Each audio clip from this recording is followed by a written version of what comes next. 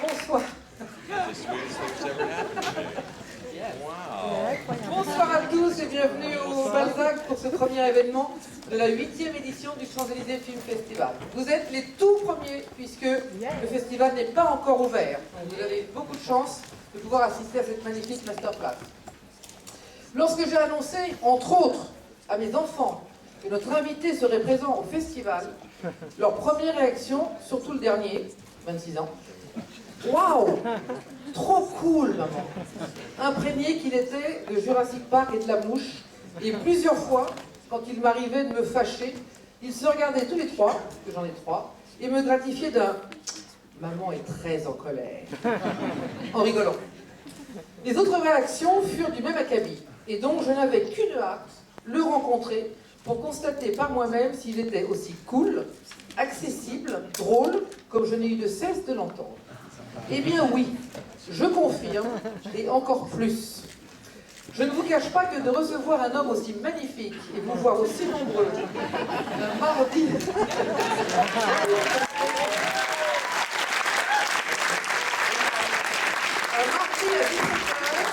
C'est un plaisir non dissimulé, que je savoure à petite dose. Ne manquez pas demain soir le film en avant-première dans lequel il joue, de Rick Elverson qui sera d'ailleurs avec nous, de Mountain, une odyssée américaine qui sera à 20h30 au Publicis. Je ne vais pas vous faire attendre plus longtemps, mais avant, mais il est déjà là, mais bon tant pis, notre invité en images. Images. Ah bon, picture.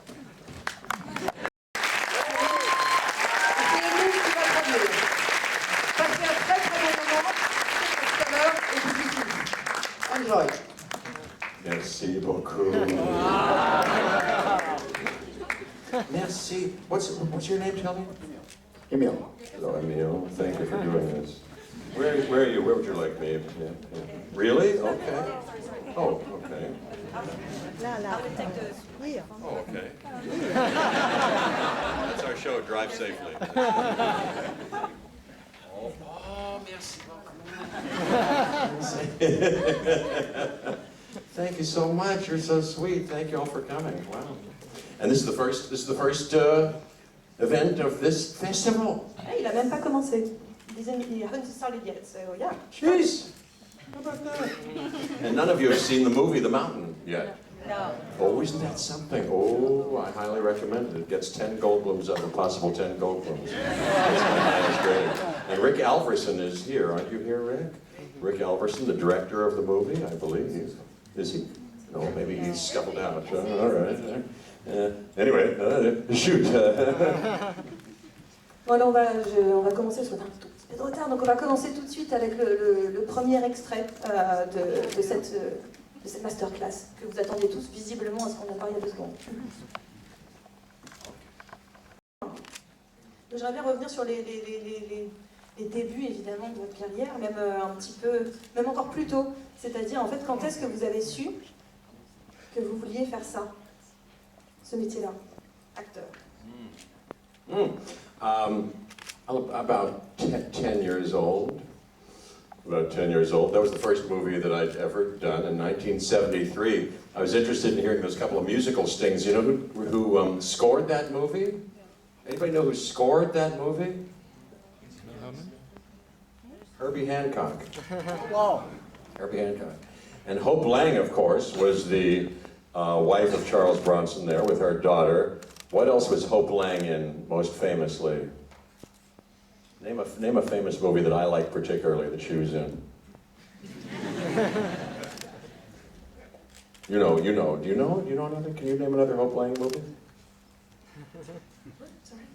Hope Lang was the actress, was the mother of the two people who we finally menaced. What else was Hope Lang in?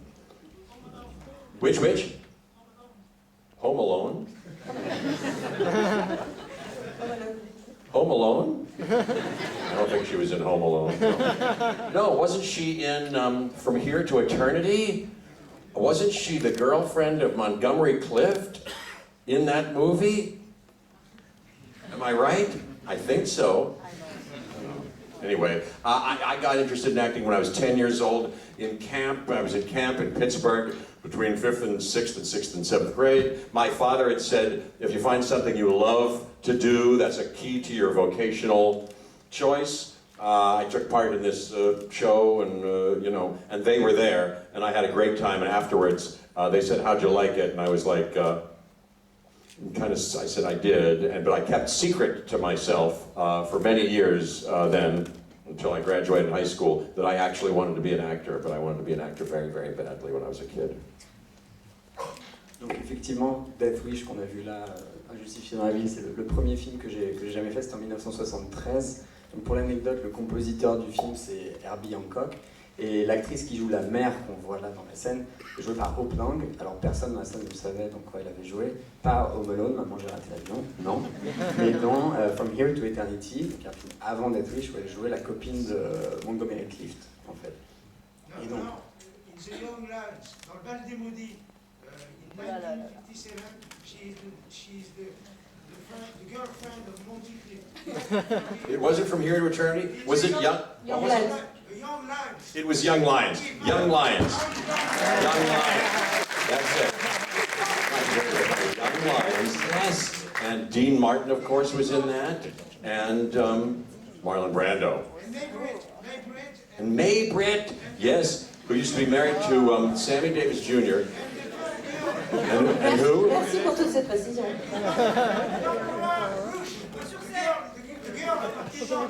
Maximilian Schell. The girl of Marlon Brando is May Britt, and the girl of Monty Clift is Hope Lang. 1957, directed by Hibald Mitchell. So thank you. There you go. There you go.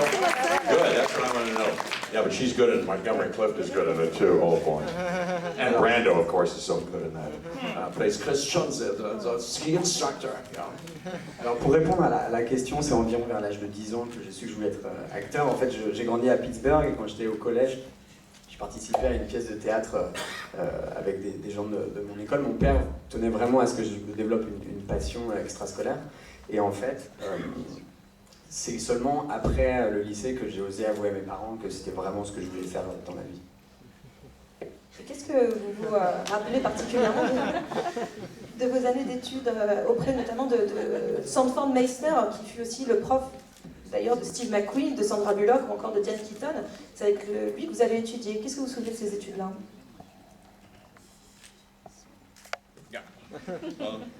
Sanford Meisner, are there, yeah, this is called a master class or some kind of class, or maybe you'll get something out of this, but are there actors, are there anybody who's studying acting, or who is an actor, or wants to be an actor?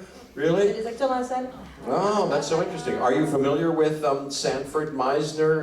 Is there Meisner classes here going on at all? Have you ever taken Meisner work? Hey, I know somebody who's teaching in Paris. Wait a minute.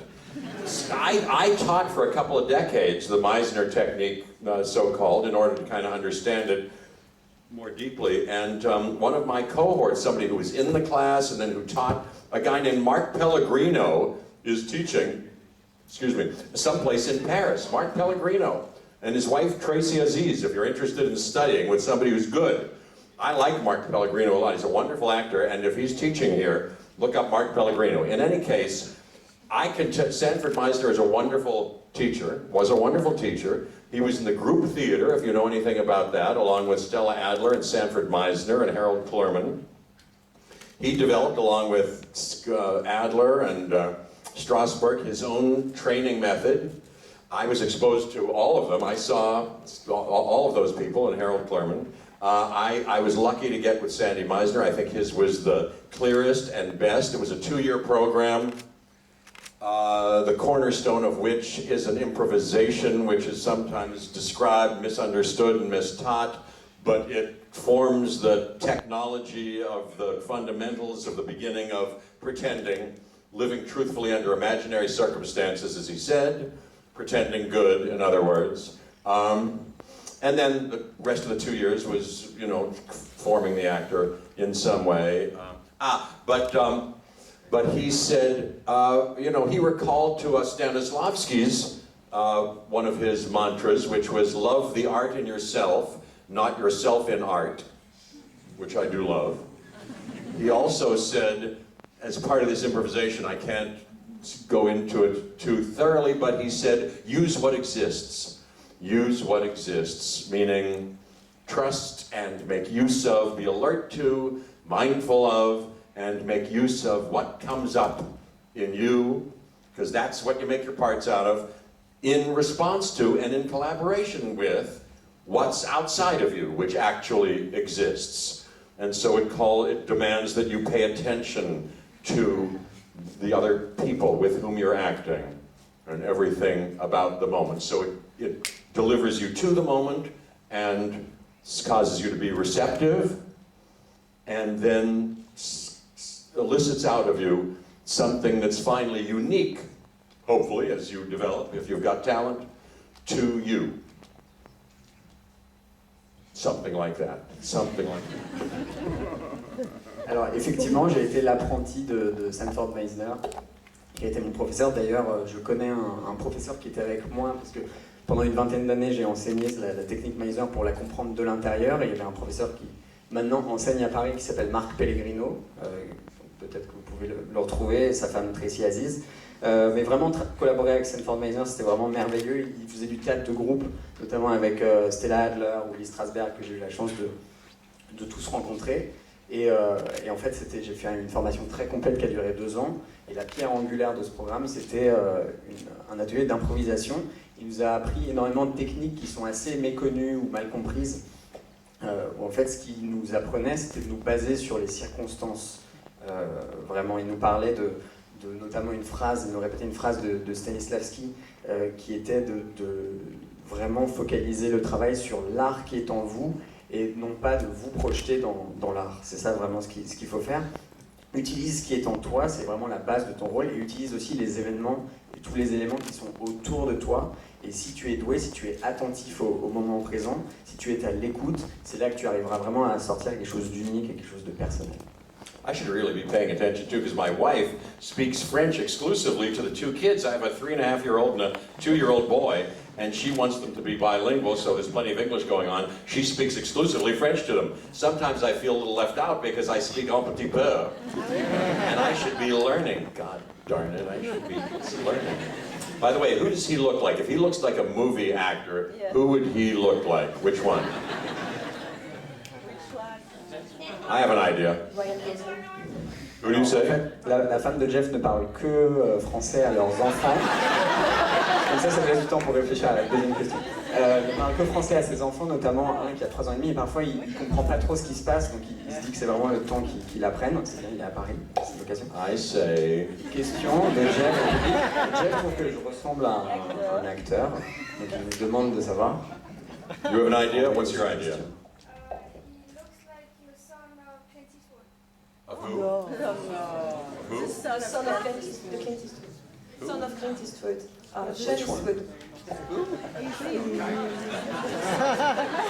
Clint Eastwood, oh.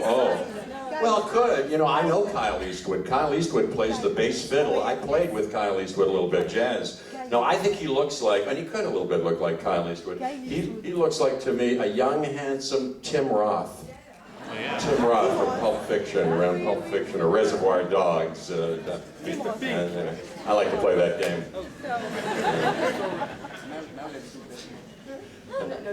Who she look like? Kate Blanchett, I was going to say, yes, Kate Blanchett. Yes, you do. Yes, you do. I love Kate Blanchett. I was in a couple of movies with her. Not that we've had much to do, but I saw her act on Thor Ragnarok. I was there. I just am deeply, I think she's spectacular. And on, what else was I in? Life Aquatic with Steve Zissou. We crossed paths. I didn't have much to do with her there, but I just think she's spectacular. I know she is. Have you interviewed her or talked to her or met her? Yet, but I would. Oh, yeah, she's so wonderful. I saw her on stage do Blanche Dubois in Streetcar Named Desire for you acting students. Do you know that play very well, Streetcar Named Desire? I saw her live do that, and boy, she was the best Blanche I'd ever seen in any movie. And then I think Woody Allen must have seen her in that and written Blue Jasmine going, hey, I don't want to do a remake of Streetcar Named Desire, but I'll do the same part essentially and put it in this movie. I'll bet. I don't know, but that's what I'm guessing. I think so. Alors, suggestion du public, Kyle Eastwood. Donc ici, Jeff nous rappelait que Kyle est aussi musicien comme lui, donc c'était très bien. Alors, la suggestion de Jeff, c'était Tim Roth, un jeune Tim Roth. Et puis pour Perrine, donc on a décidé que c'était plutôt Kate Blanchett. Alors Jeff était très impressionné d'avoir pu jouer dans des films avec Kate Blanchett. C'est vraiment une actrice impressionnante, notamment ils ont fait La vie aquatique de Wes Anderson. Et Jeff a eu la chance de la voir sur scène dans Un tramway nommé Désir, jouer le rôle de Blanche Dubois.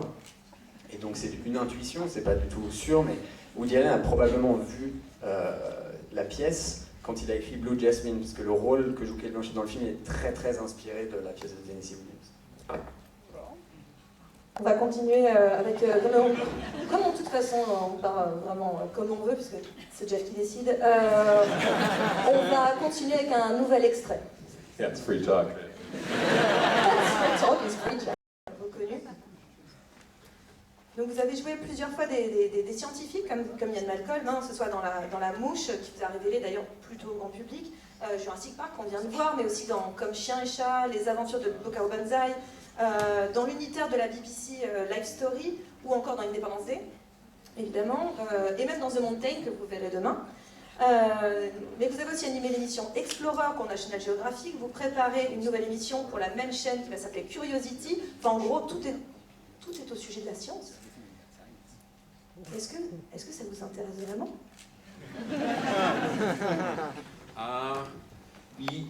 Yes, I am. My dad was a doctor. And he was a good doctor in that he liked to learn, he liked to continue learning and read things that were, new as he was practicing. And he was always happy to answer my curious questions at the dinner table, how's this?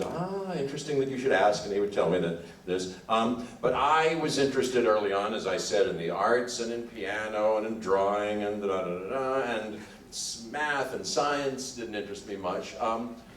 But then I got these parts, and by playing a few of these parts, and doing my conscientious, diligent research, I've taken a little bit of a course here and there, not that I could do any science myself, but I've come to admire, esteem, and be very interested and fascinated by scientists. I just recently did for another National Geographic show an interview with Neil deGrasse Tyson, who I admire. If I was going to expose my two little boys to any wisdom literature, it would be first, if it were my guidance, it would be first who we are, what we know about who we are, where we come from, and what surrounds us.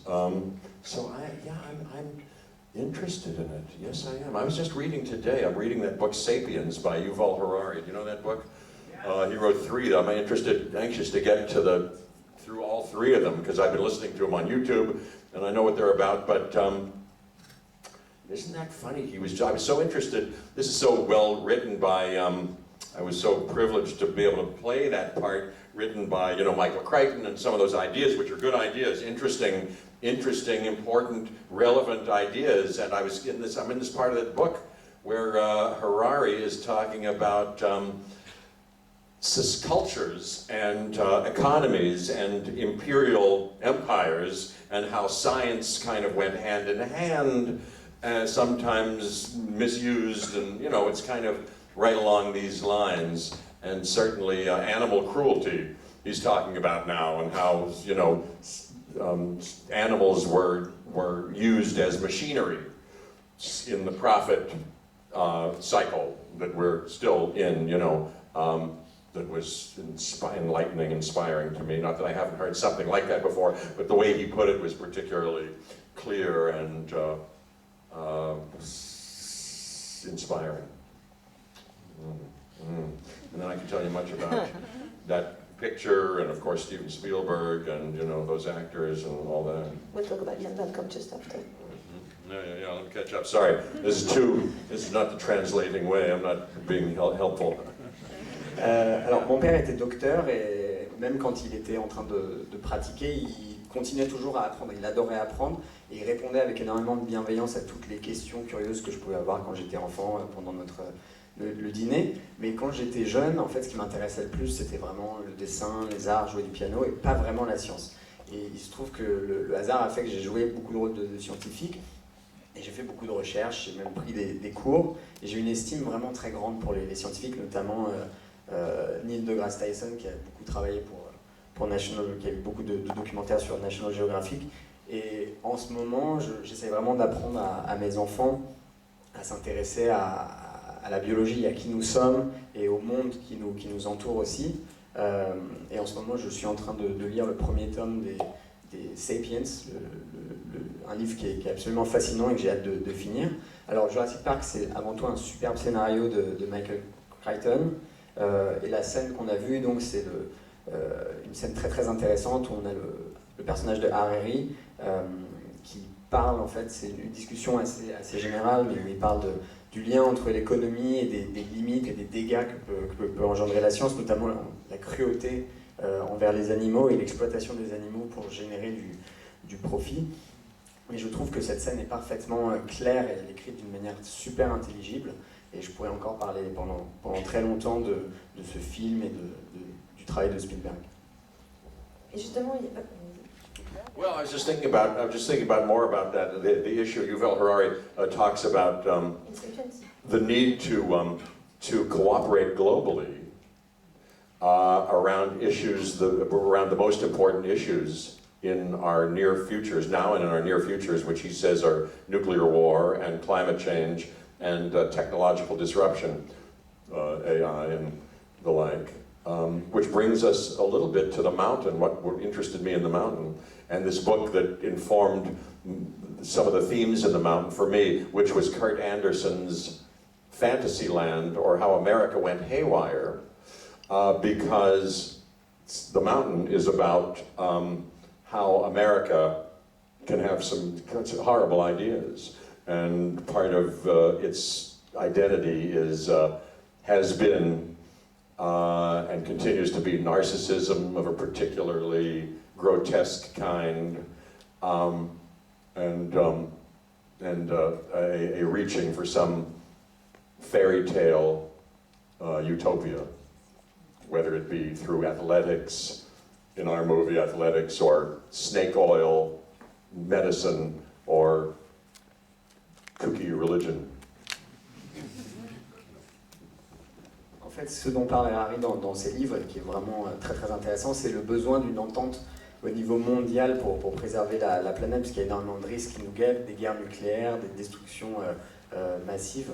Et ça me fait penser d'ailleurs au film que je présente au festival, The Mountain, notamment une scène qui évoque l'idéologie de Kurt Andersen. En fait, les États-Unis ont toujours développé une espèce de fantasme global qui a généré des idées qui étaient à la fois vraiment horribles, empreintes de narcissisme et profondément grotesques, une idéologie qui se rapproche en fait du conte de fées et qui finit par contaminer vraiment tous les domaines, du sport à la cuisine, au cookie. La religion qui est... Et à la religion. La religion qui est un peu folle. Et ce personnage justement de Ian Malcolm, parce que d'autres personnages que vous avez interprétés sont cultes, mais le personnage de Ian Malcolm, en particulier, vous êtes très reconnu pour ça, vous savez, en français. Mais voilà, et qu'est-ce que lui représente dans votre carrière, en fait, ce personnage de Ian Malcolm? Au moment où il arrive dans votre carrière, en 93, mais aussi, tout simplement, au long cours, qu'est-ce qu'il représente?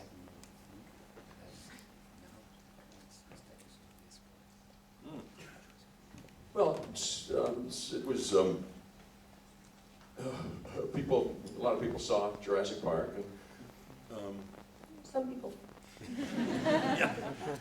And let's see, what's the question? What did it represent in your career at that point? in my career, and it certainly enhanced my career, you know, and people know it, gave me a chance to do other things, I'll bet, and even now, you know, afterglow of it is still interesting to people, and you know, it's part of the thing that has made me,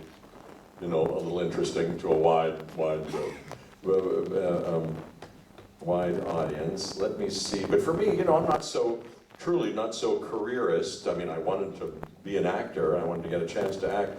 But it's always been a wild-hearted passion of mine. And more importantly than what it did for my so-called career, which as we know comes and goes, is fleeting one way or another, was the real-time creative nourishment of it. Steven Spielberg is spectacular, as everybody knows, and educational. He was just a delight, pleasurable, and inspiring to, and enlarging to work with.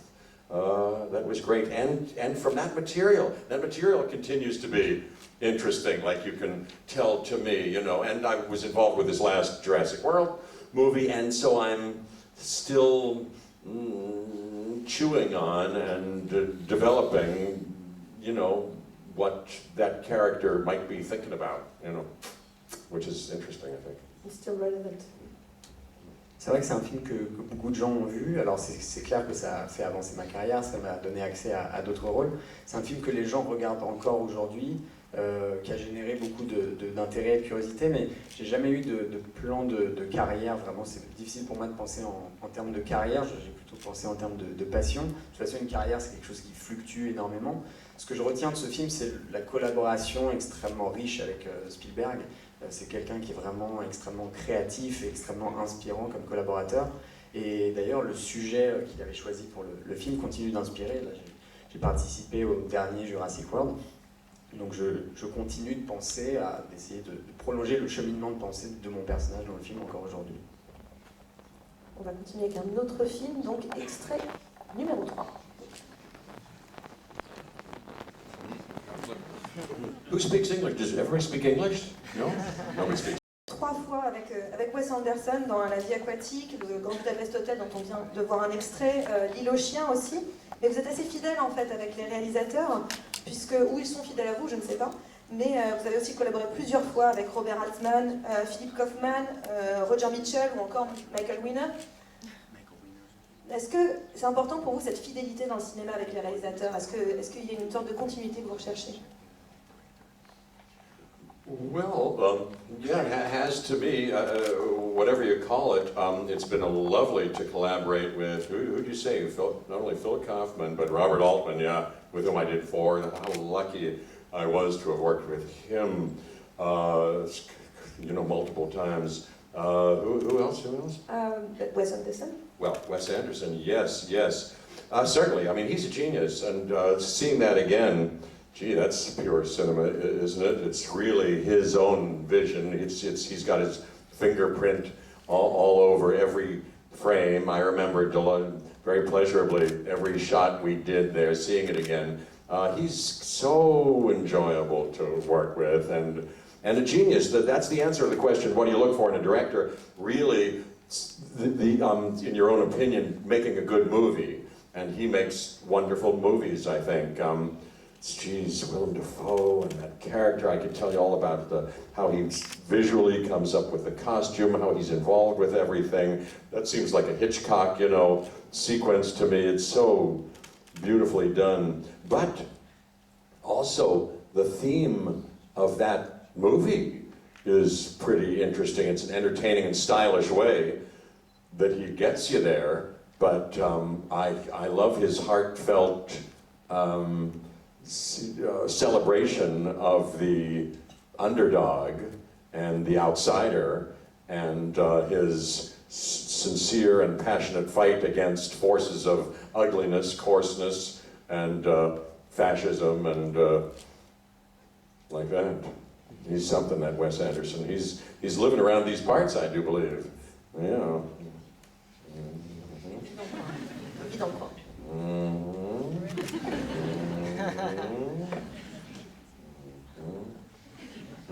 Alors, j'ai eu beaucoup de chance de collaborer effectivement à plusieurs reprises avec Robert Altman et Wes Anderson aussi, qui est vraiment un génie. Ce qu'on vient de voir, c'est vraiment du pur cinéma, c'est unique. On voit sa patte à chaque plan.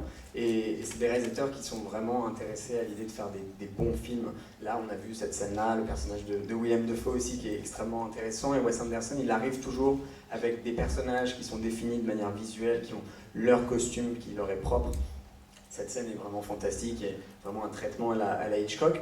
Non seulement il traite de thèmes qui sont super intéressants, mais il les traite de façon extrêmement divertissante aussi.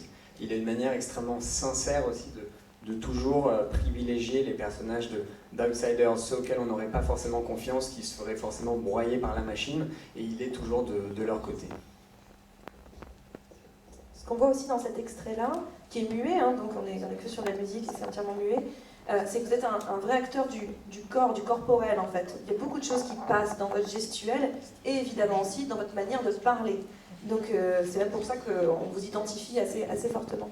Et à quel moment vous avez développé ça, toute cette gestuelle, ce rythme dans la voix, j'ai envie de dire un peu quirky, on dirait en anglais, mais qui est désormais un atout en fait en réalité.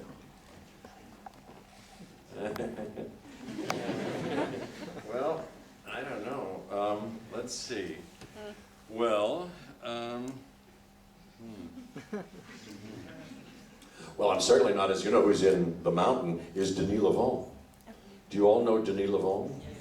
Oui. Talk about a special and a masterful and a physical and many other things, but certainly physical actor. He's brilliant in The Mountain, I believe, and he's always brilliant. Jeez, what a wonderful actor he is. Sanford Meisner told us, not to copy anybody else. Did I tell you that already? He said, find your own way and voice. I certainly didn't affect, any way of behaving to be more interesting. You can see now the way I express myself is a little, shows up sometimes for good or ill in characters. I try to characterize, and in The Mountain, Rick Alverson, who was very helpful in directing me in the acting, besides everything else, really we worked together on when the tone needed to be restrained, and I sometimes had more bushy-tailed, sometimes more Jeff-isms than the character required or was good for it. So I like to be directed, but I realized I was on the lookout because of Sanford Meisner for something that I could contribute. And it was working with Phil Kaufman, as I remember. One day, I do remember, maybe I'm misremembering it, but one day on the set of Invasion of the Body Snatchers, we were shooting in San Francisco in 1978, and I had some kind of line like, she said, why do we always think they're coming in metal ships? And I say, I've never thought they were coming in metal ships, something like that. And the way I did it, the way he appreciated me doing it, and went, that was good, that was funny, okay, let's move on, that's enough. I remember on that day going, geez, okay, maybe I don't have to twist myself into something too aggressively. Maybe for some things, for some moments and some scenes, something that I could and should trust within myself is interesting enough, and just kind of go with that. You know what I mean? Something happened like that, as I remember it, and if it didn't, it happened, I was looking for that, and I'm still looking for it in other ways. More self-trustfulness and more using what exists, more full ways of using myself, something like that.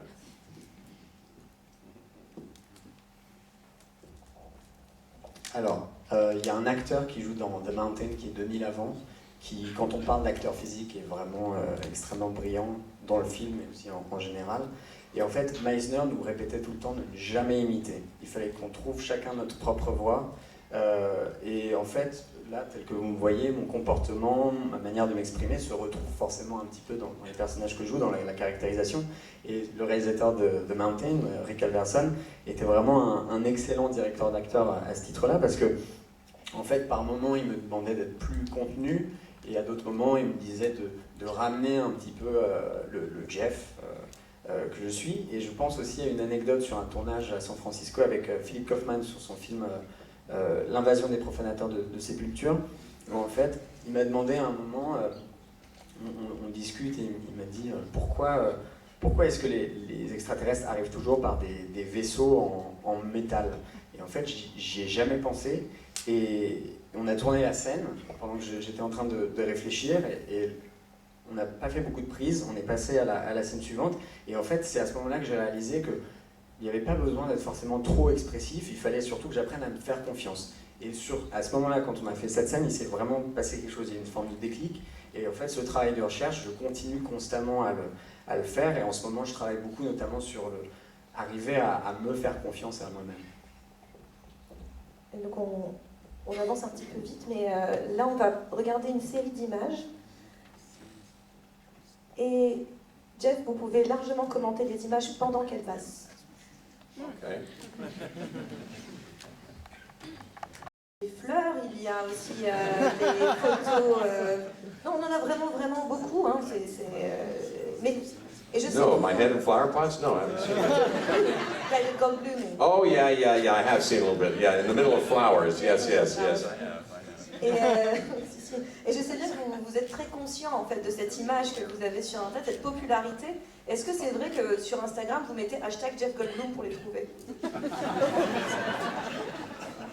Oh, sometimes I did for a while. I only got involved with Instagram a few years ago. You know, I was doing the second Independence Day, and Roland Emmerich had at that time, now it's what, like 3 years ago or something like that? So you know how Instagram, how social media has sort of changed in the last, few years. I remember, just as, because I've said I'm not careerist, but I asked my manager, I think, and publicist, in fact, 5 or so years ago, hey, I see these other people. Somebody was talking, I know, Saoirse Ronan, I saw in an airport talking to her publicist, and they were cooking up something about social media, and I went to I said, do I need to do anything like that? They said, no, that really doesn't include you, and you don't have to do anything, worry about that or anything. And then things have changed, whereas now my manager says, no, it's a good thing for all people in your position to have some kind of presence. It's good what you're doing, for yourself. It's, maybe you'll get another job or this and that.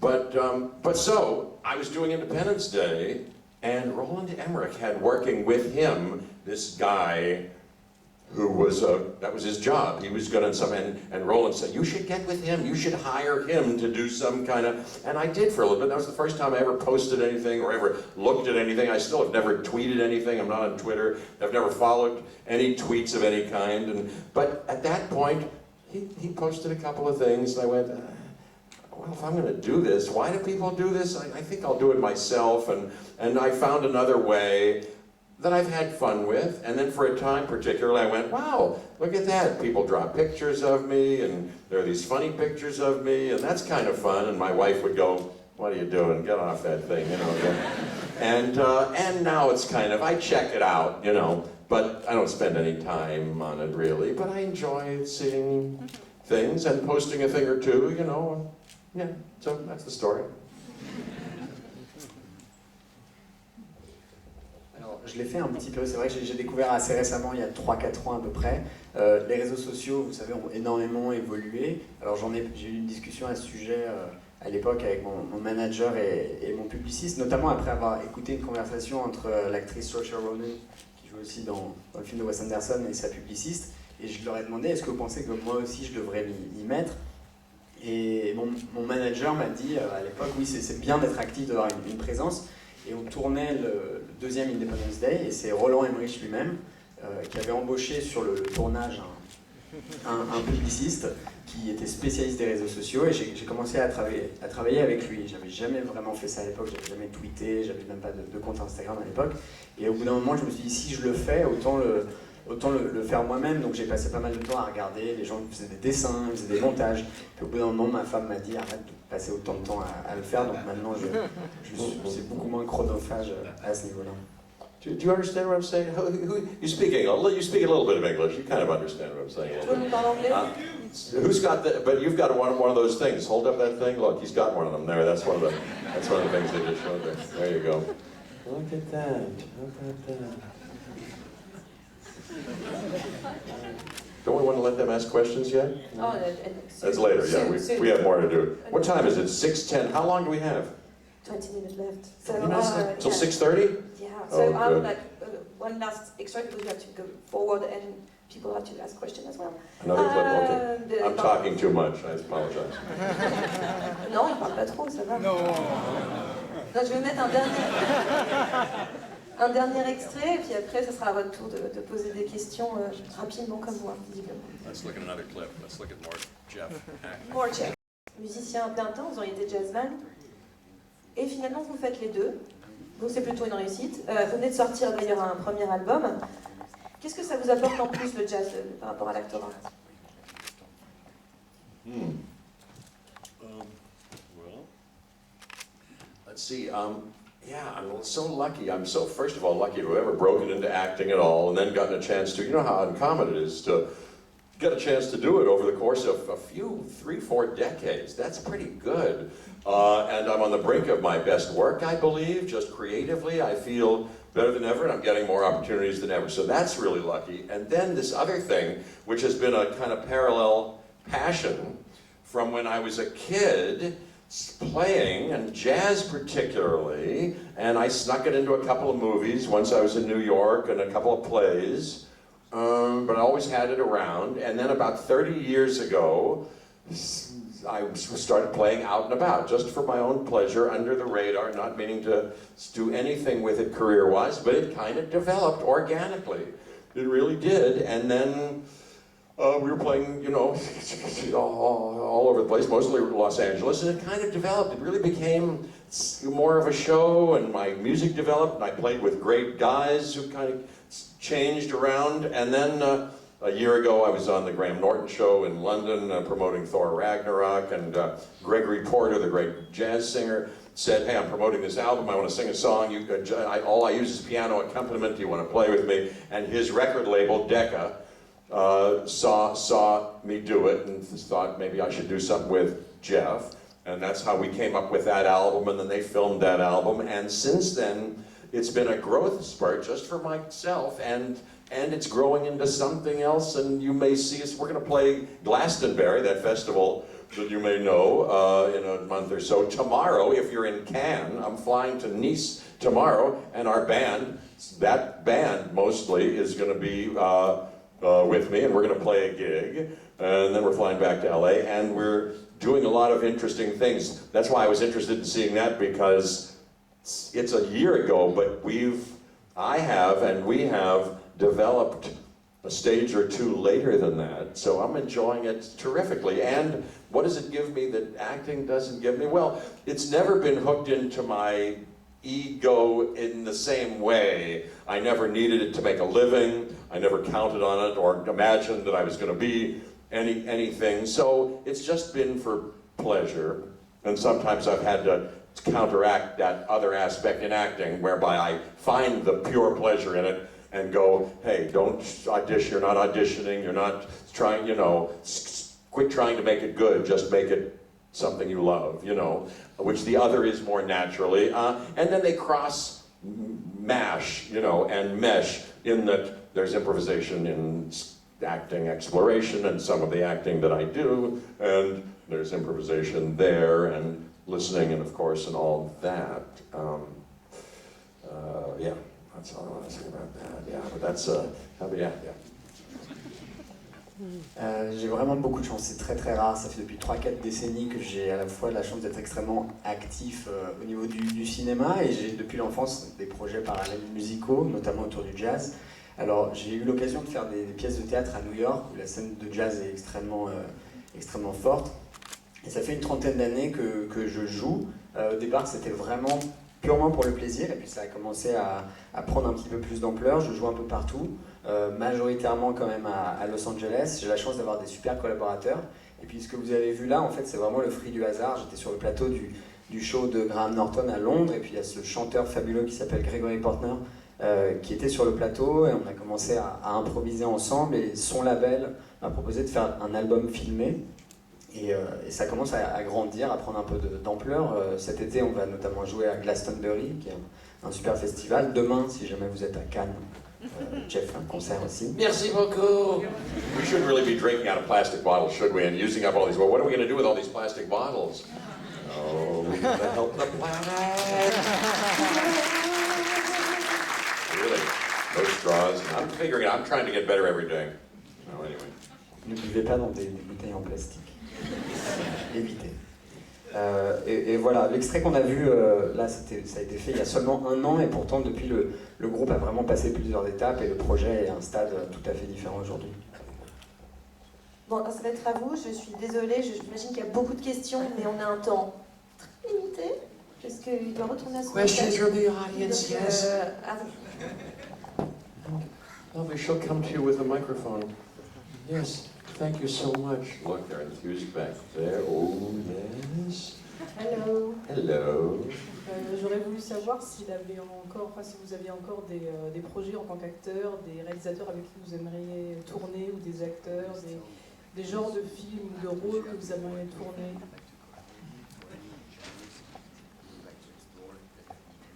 Any genres? Yes. Yes. Well, I have, well, you know, like some wise people say, in the matter of ambition and this and that, there's a counterbalance side to that, whereby you say, if nothing ever more than has already happened would happen, I'd be satisfied. There's something good about that. I kind of like that. Having said that, the other aspect of it is that, yes, I'm as appetized as ever and enjoy and am fascinated by some other directors. Let me see P.T. Anderson. I may have mentioned him already. Rick Alverson again. I think he's a brilliant director. And once you see The Mountain, if you like it, you should see his other couple of movies, Entertainment and The Comedy. I love P.T. Anderson. I love the Coen brothers. Gee, I talked to I've run into them here and there. Never had a chance to work with them, but I ran into them a couple of months ago, and both of them, Joel and Ethan, we had conversations. Who knows if anything will spring of this? I'm sure these kind of conversations go on all the time, and everybody wants to work with them, of course. But I expressed my full-throatedly my enthusiasm about them, and they seemed also receptive. So who knows about that? You never worked with Scorsese, you know. I've been watching a lot of, I love to watch YouTube these days. You know, I watch interviews with all kind of people, and I keep seeing things on Scorsese. So, you know, lots of people. Oh, Claire Denis. I want to work with Claire Denis. And Lynn Ramsey, a woman named Lynn Ramsey, whose movies I like very much. I like that last one she did with Joaquin Phoenix very much. I've liked several of her movies. So yes, there are directors that I'd like to work with. Actors, you know, so many wonderful actors. You know who I like? These. You know who I like is Kristen Stewart.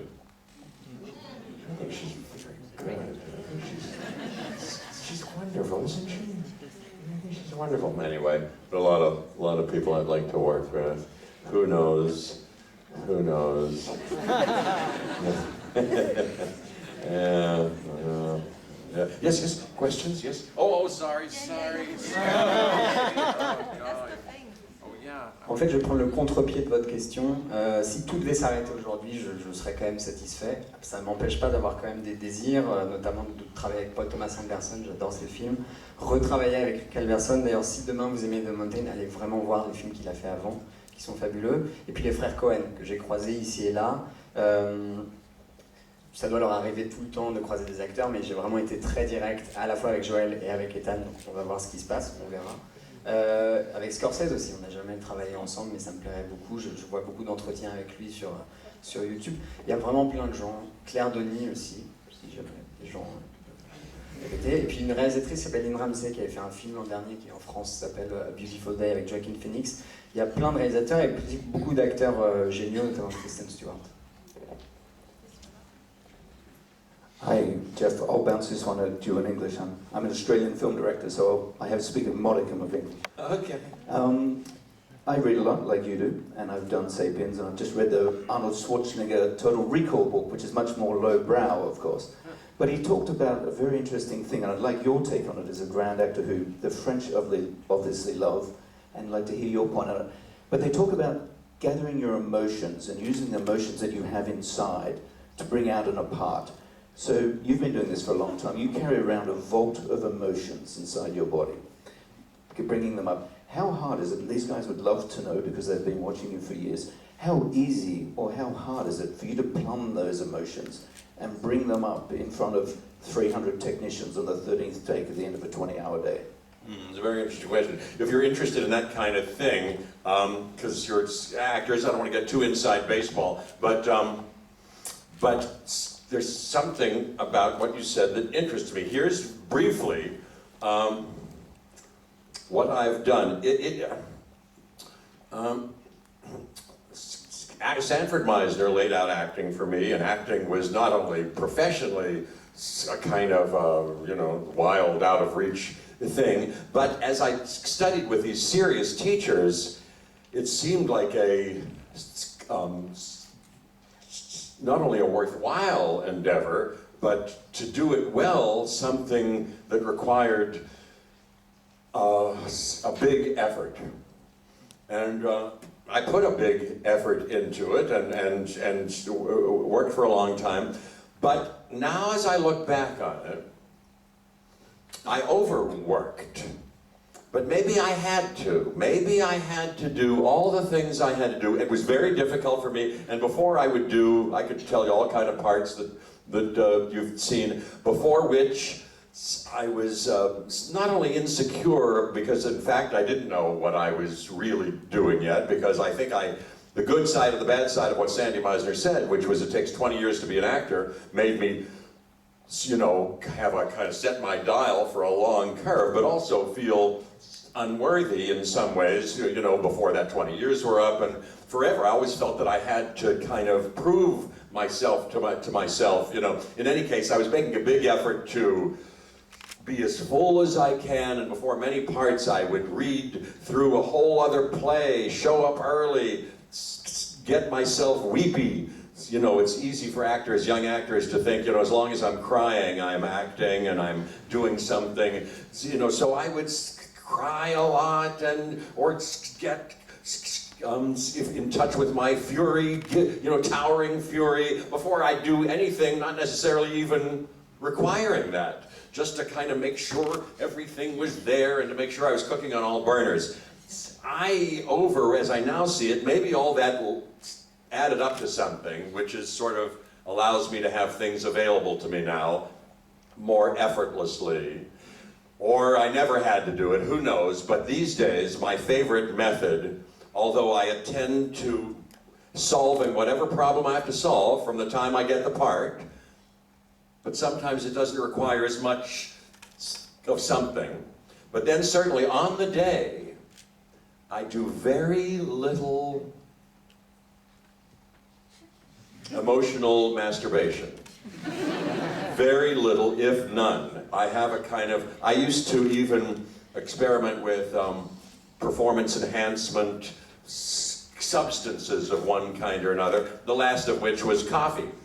Like many people do for all sorts of endeavors, but I was psychologically a little bit addicted to going, well, I'm going to have to do a thing like this even, and so I better get my energy up or something, or I stopped that about 4 or 5 years ago now, have not had a drop of caffeine, and I come to do whatever I have to do, whether it's this or a scene or anything, as is, having thought about it, or mostly, wanting to be surprised by it, and just feeling that whatever I got, especially if I'm surprised, well, a little bit in line with Meisner's technology, will be enough. And I trust myself more, and because of that, things not only are available to me, but they are available more unexpectedly and deeper. That's why I say I'm on the brink of my best work, certainly my most enjoyable work for me. That's a little bit of the answer to that, which is interesting to me. It's a little inside baseball if it's useful or interesting to anybody else. And so if I went back to the classroom now, I would make sure to tell everybody that. and save them if I could. Decades or years or blood and sweat that maybe is unnecessary. Etc. That's what I said about that. Oh boy, sorry. Alors je vais traduire la question. Donc en fait c'est une question du public qui disait comment est-ce que vous avez un spectre d'émotions, une palette de jeux qui est extrêmement vaste. Est-ce que c'est facile pour vous? Est-ce qu'au contraire c'est dur d'aller piocher dans vos émotions? Alors j'ai trouvé que c'était une question très intéressante. En fait, Sanford Meisner, donc encore lui, le professeur, m'a tout expliqué. Même au tout début, où le métier d'acteur semblait être quelque chose d'extrêmement compliqué et inaccessible. Et en fait, il nous a appris que bien faire quelque chose demande un effort colossal. Et je pense que j'ai trop travaillé. Peut-être plus que nécessaire, parce que au début, j'étais pas sûr de moi. Et Meisner nous répétait que ça prend 20 ans de vraiment devenir un acteur accompli. Donc d'un côté, ça m'a permis de savoir ce qui m'attendait, mais en même temps, ça voulait dire beaucoup d'efforts. Alors j'ai lu un nombre colossal de pièces, j'arrivais tout le temps en avance aux répétitions, je m'entraînais à pleurer, à me mettre en colère, même me mettre en colère quand la scène en question ne le nécessitait pas, c'était simplement pour faire démarrer la machine. Et aujourd'hui, en fait, j'ai trouvé la méthode que je préfère, qui est de minimiser la préparation en amont et d'arriver sur le moment sur le plateau, en limitant au maximum, alors il y a un petit geste comme ça de la masturbation émotionnelle. J'ai limité vraiment toutes les substances, notamment le café. Ça fait 5 ans que j'ai arrêté parce que ça donnait une mauvaise énergie pour jouer, que ce soit d'ailleurs pour jouer ou pour venir parler devant des gens. Et je viens dans l'état dans lequel je suis en fait. Et je me dis, ça ira. J'ai appris à me faire confiance et je trouve que je suis plus disponible et aussi ça me permet d'atteindre des émotions qui sont plus profondes et je profite vraiment du moment présent à ce moment-là. Et j'aimerais bien pouvoir revenir en arrière à l'époque où on était étudiant en comédie et dire qu'en fait, tout cet effort colossal, il n'est pas tant que ça nécessaire. My favorite preparation now is to take a nap, is to go to sleep, make sure I've gotten a nap, a revivifying nap, and wake up just before I do something and I'm ready to do it. And you know, music has helped because musicians they don't have to make themselves cry or get, if they play the blues, all they have to do is start playing. They just start playing. And it doesn't really matter how they feel. It matters if they can play. And if you can play, play. Une très bonne méthode aussi, c'est faire la sieste avant de jouer. Et c'est pour ça que j'envie beaucoup les musiciens, parce qu'eux, ils n'ont pas à pleurer sur commande. Tout ce qu'on leur demande, c'est de jouer. Je suis désolée, ce sera la dernière question, monsieur là-bas. No. Désolé. Hi Jeff, just want to tell you one question and one thing. I was attending your gig in Paris last November. You did at Admiral's Palace? Is that what it was called? The Trianon. Trianon. You know, that's where we were. Yeah, that was great. And you gave me a great gift because you did me a small intro for my YouTube channel and now it's everywhere. And thank you very much for that. And my question is very simple. I saw on the news a couple of weeks ago that Bryce Dallas Howard said that maybe the original cast from Jurassic Park was returning to the next movie. So I was like, maybe I should ask, if I see Jeff Goldblum one more time, I should ask him that question. And you're in front of me, so I'm taking the opportunity to ask you, will you be on the next Jurassic World movie? I can't say formally. I don't want to divulge any secret and I must, forgive me, remain mysterious. So it may or may not occur, but it may or it may not.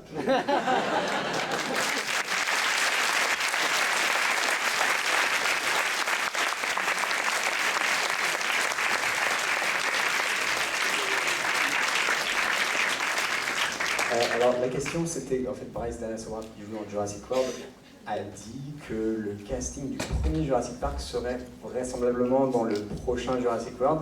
Donc monsieur voulait confirmer si c'était vrai ou pas. Alors Jeff a dit je ne peux rien confirmer, je ne dois rien dévoiler, peut-être, peut-être pas.